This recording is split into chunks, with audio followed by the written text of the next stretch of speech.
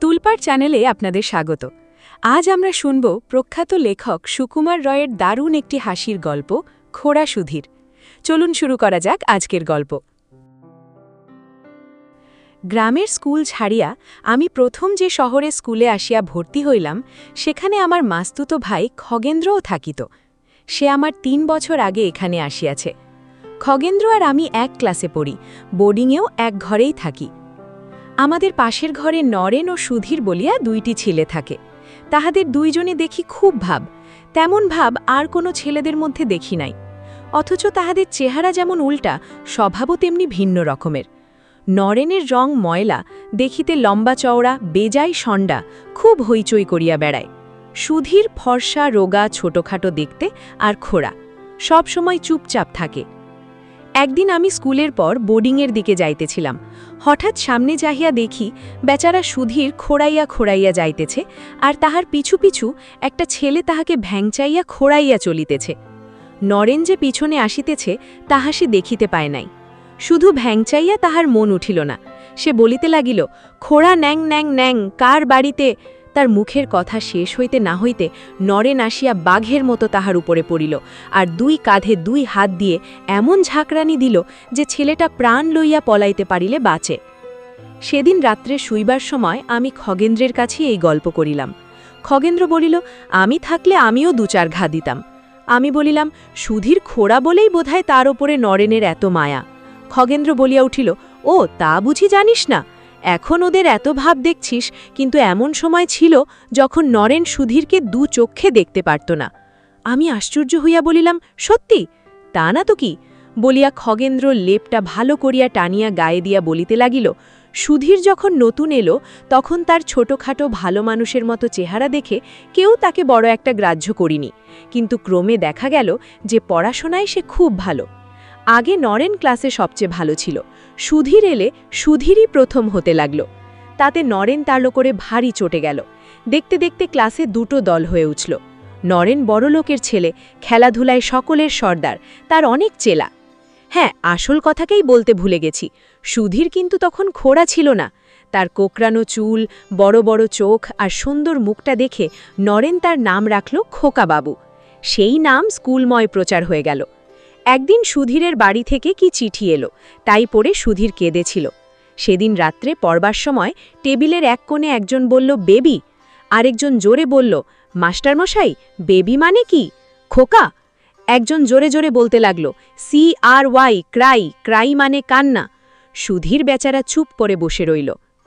একবার হলো কি, এই গত বছর পূজার ছুটির পরে প্রাইজের ২ মাস আগে বলে দেওয়া হলো যে এবার ইংরাজি রচনার জন্য একটা আলাদা প্রাইজ দেওয়া হবে।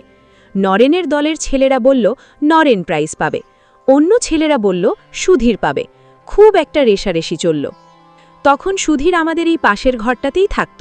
প্রাইজের রচনা দেওয়ার আর একদিন মাত্র বাকি আছে। সুধীরের রচনা প্রায় লেখা হয়ে গেছে, নরেনেরও হয়েছে।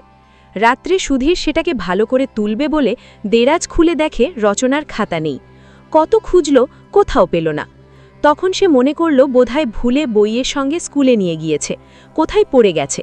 লণ্ঠন নিয়ে কত খুঁজল, কিন্তু কোথাও পেল না। তখন তার ঘরের রাজেন বলে একটা ছেলে থাকত। সে বলল, আমি বলছি এ নিশ্চয় নরেনের কাজ।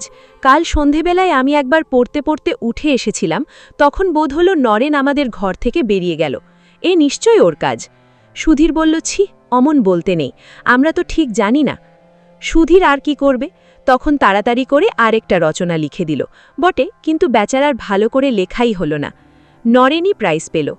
মাসখানেক পরে একদিন সুধীর আর রাজেন নরেনের ঘরের নিচে উঠোন দিয়ে যাচ্ছিল, এমন সময় কতগুলো ছেঁড়া কাগজ ঝুরঝুর করে তাদের মাথার উপরে পড়ল।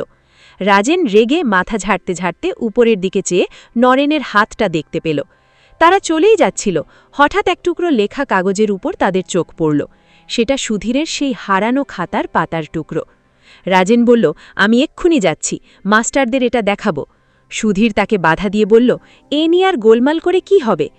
সেদিন ছুটির পর রাজেন নরেনকে পাকড়াও করল। নরেন তখন দোতলায় ওই কাঠের সিঁড়ির কাছে দাঁড়িয়েছিল। রাজেন গিয়ে বলল, তুমি সুধীরের রচনার খাতা চুরি করেছিলে, এই দেখো তার প্রমাণ। তাছাড়া সেদিন রাত্রে আমি তোমাকে আমাদের ঘরে যেতে দেখেছিলাম। নরেন একটু ঠাট্টার হাসি হেসে বলল, দেখেছিলে তো, বলে দিলে না কেন, সাহসে বুঝি কুলোয়নি। কথায় কথায় রাগারাগি হয়ে শেষে নরেন যেই রাজেনকে মারতে যাবে এমন সময় হঠাৎ পা পিছলে গিয়ে সে রেলিংয়ের উপরে পড়ে গেল। নরেনের প্রকাণ্ড শরীর, রেলিংটা তার ভার সামলাতে পারল না। রেলিং ভেঙে সে একেবারে খাড়া সিঁড়ি দিয়ে ঘুরপাক খেয়ে পড়ছে দেখে সবাই চেঁচিয়ে উঠল।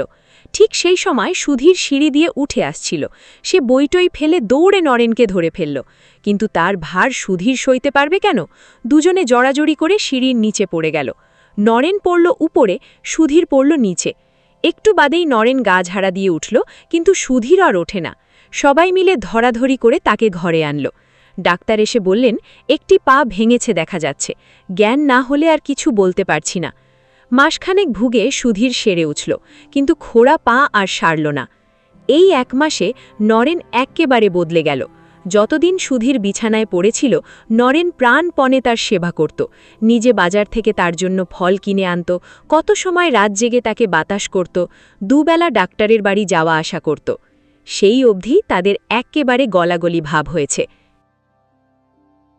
সুকুমার রায়ের এই গল্পটি আপনাদের কেমন লাগলো তা কমেন্ট করে অবশ্যই জানাবেন। ভালো লাগলে একটি লাইক দিন এবং আমাদের তুলপাড় চ্যানেলটি সাবস্ক্রাইব করে পাশেই থাকুন। ভালো থাকবেন, ধন্যবাদ।